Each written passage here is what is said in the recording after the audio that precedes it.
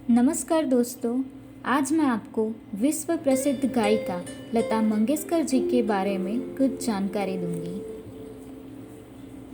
लता जी का जन्म 28 सितंबर 1929 में मध्य प्रदेश के इंदौर में हुआ था।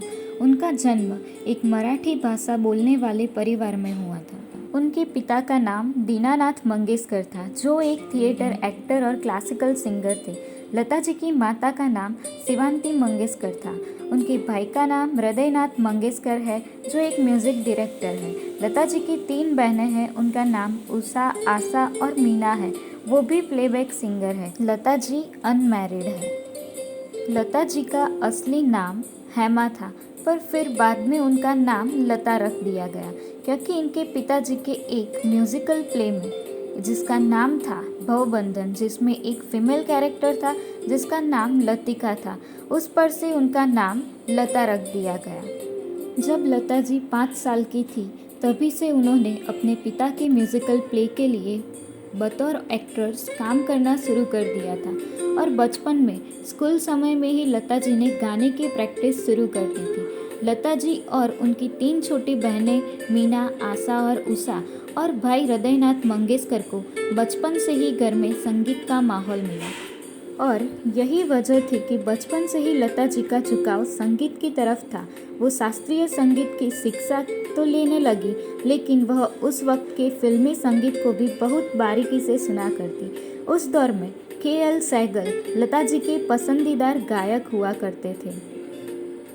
लता जी ने बचपन में ही स्कूल जाना बंद कर दिया था और वह बचपन से ही अपने पिताजी के शिष्यों की गलती पकड़ती थी और उन्हें सही सुर बताती थी, और यह सब देखकर उनके पिता को पता लगा कि वो बाहर के शिष्यों को सिखाते हैं, पर असली हीरा यानी असली गायिका तो उनके घर में ही है। फिर उन्होंने लता जी को भी अच्छी तरह से ट्रेनिंग दिलानी शुरू कर दी थी। लता जी उनके पिताजी से गाना सीख ही रही थी कि उन्हें 1942 में सबसे बड़ा झटका लगा।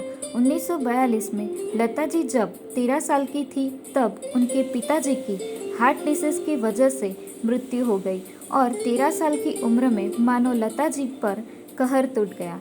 लता जी ने अपने नाजुक कंधों पर परिवार की जिम्मेदारी ले ली, क्योंकि वह अपने भाई बहनों में सबसे बड़ी थी। यहाँ सवाल यह था कि क्या किया जाए।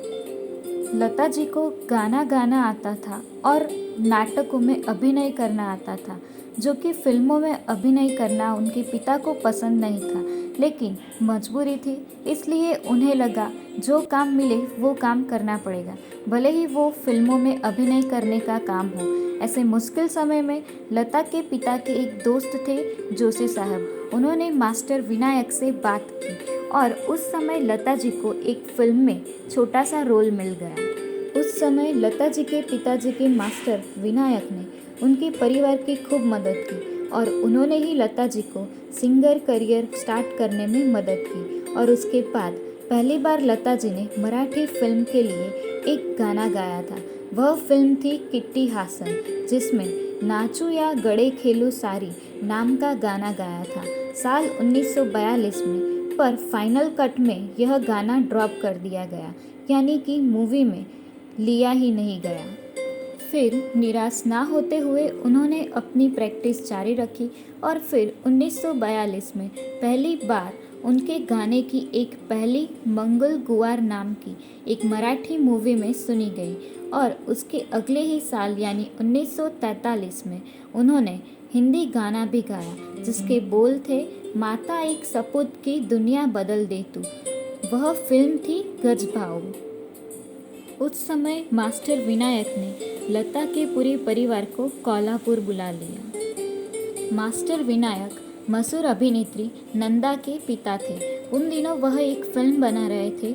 उस फिल्म की हीरोइन थी नूरजहां।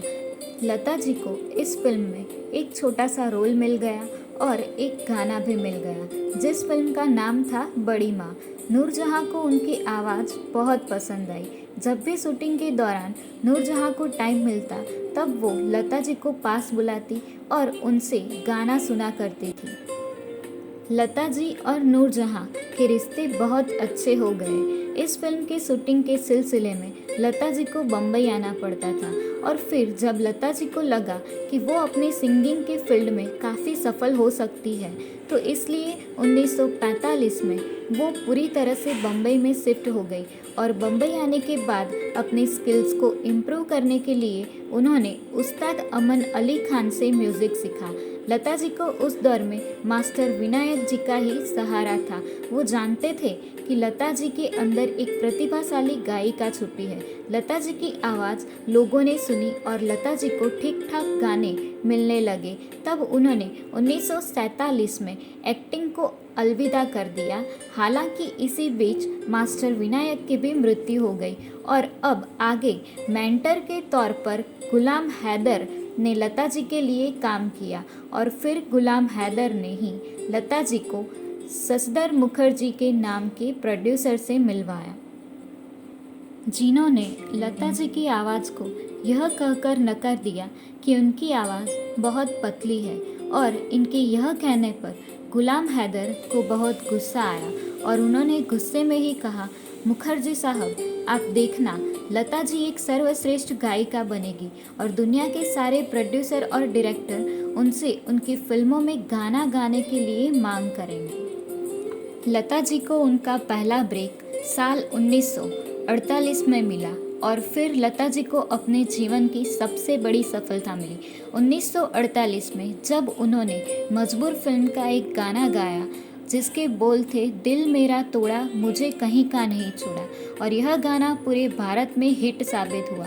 और फिर उसके बाद 1949 में महल फिल्म में एक गाना गाने के बाद वो बहुत पॉपुलर हो गई और फिर वह भारत में ही नहीं पर पूरी दुनिया में पहचानी जाने लगी। वह गाना था आएगा आने वाला और इसके बाद फिर सच में म्यूज़िक डायरेक्टर उनके साथ काम करने का सपना देखते थे। उन्होंने यह भी कहा है कि गुलाम हैदर उनके लिए गॉडफादर रहे और गुलाम हैदर ने उनके टैलेंट पर ट्रस्ट किया। लता जी ने अपनी आवाज़ से बहुत जल्द लोगों के दिलों में एक अलग ही जगह बना ली।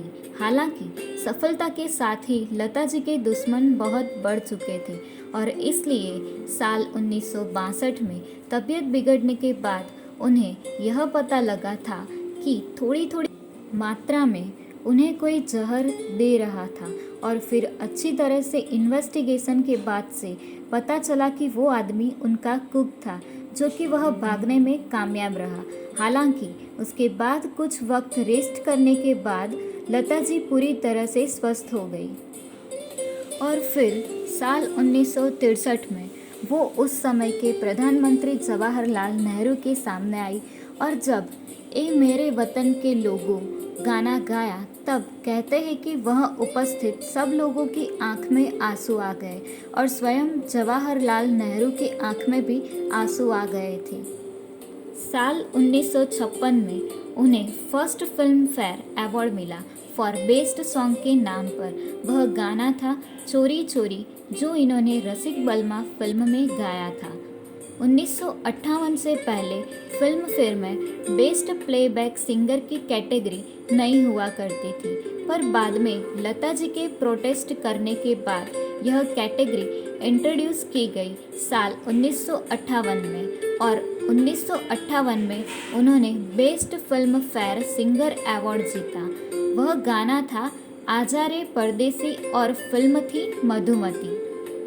और फिर आगे चलकर लता जी को संगीत जगत में उनके योगदान के लिए पद्म भूषण, दादा साहेब फाल्के अवार्ड, राजीव गांधी अवार्ड और भारत रत्न जैसे कई बड़े सम्मान मिले और यह सभी अवार्ड अपने आप में लता जी की सफलता की कहानी बताते हैं।